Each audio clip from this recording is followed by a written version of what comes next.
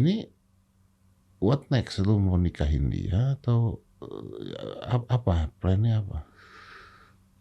Maunya gue ya nikahin dia om. Kalau diizinin sama Tuhan. Orang tua kita udah ketemu berdua om.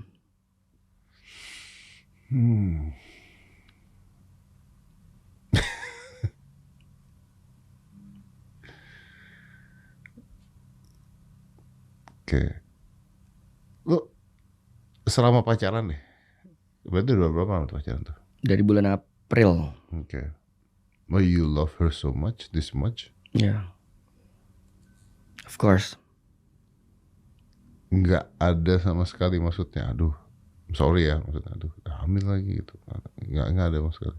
Maybe at the first iyalah. Itu bullshit om kalau gue gak kaget Ya, dan pasti. gue gak mundur. Tapi by time? Enggak. Buat gue makin kemari malah sense of belonging gue sama anaknya jadi lebih tinggi. Gue sempat nemenin dia.